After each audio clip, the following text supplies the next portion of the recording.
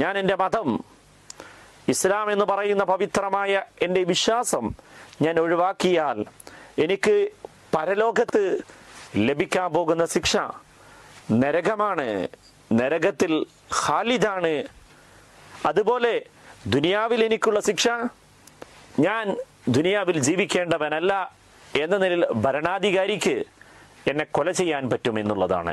അതുകൊണ്ട് ഞാൻ ആ തെറ്റ് ചെയ്യാൻ പാടില്ല. ശ്രീ യു അബ്ദുള്ള 1 മിനിറ്റ്, അതിനുശേഷം ശ്രീ ആരിഫ് ഹുസൈൻ 1 മിനിറ്റ്. അതൊരു പൊട്ടൻ പറഞ്ഞ ഇസ്ലാമിലോ ഇല്ല, അയാൾ താടിയുണ്ട് തലകെട്ടിട്ടുണ്ട് വിചാരിച്ചിട്ടാ. ഇസ്ലാമിനകത്തുള്ളത് ഞാൻ പറഞ്ഞല്ലോ നിങ്ങളോട്. പ്രവാചകന്റെ വഹി ദിവ്യവചനം എഴുതിക്കൊണ്ടിരിക്കുന്ന ആൾ, അത് അദ്ദേഹത്തിന് ഒരു ലേശ സ്ഥലത്ത് അദ്ദേഹം പൂരിപ്പിച്ചു, അള്ളാഹു അലീമു നയിക്കുന്നു എന്നൊരു വാക്കാം. അത് എല്ലാവർക്കും കഴിയുന്ന ഒന്ന് അത്രയേ ഉള്ളൂ. കാരണം ഒരുപാട് സ്ഥലത്ത് ആവർത്തിച്ച് വരുന്നതാണ്. നിൽക്ക് ഞാൻ പറയട്ടെ, അങ്ങനെ ഒന്ന് പൂരിപ്പിച്ചപ്പോൾ പിന്നെ യൂഹായിലേക്കമായി യൂഹായിലേക്ക് എനിക്കും ദിവ്യബോധനം കിട്ടുന്നുണ്ട്, താങ്കൾ കിട്ടുന്ന പോലെ എന്ന് പറഞ്ഞ് ഇസ്ലാമിൽ പുറത്തുപോയി. അയാൾ കൊന്നില്ല, പ്രവാചകൻ കൊന്നില്ല, അബൂബക്കർ കൊന്നില്ല, എല്ലാവരും കൊല്ലില്ല, ഉമർ കൊന്നില്ല. പിന്നീട് ഉസ്മാന്റെ കാലത്ത് അദ്ദേഹം ഇസ്ലാമിലേക്ക് തിരിച്ചു വന്നു.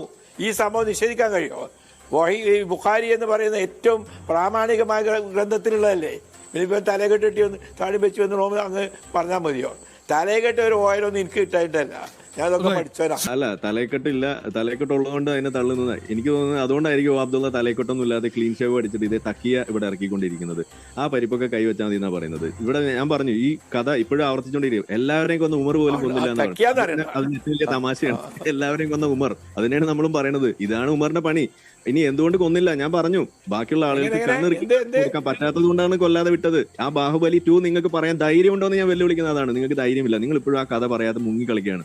ആ പരിപ്പ് കൈവച്ചാൽ മതി എന്റെ പൊന്ന അബ്ദുള്ള. ഇത് ഇവിടെ നടക്കാൻ പോകുന്നില്ല.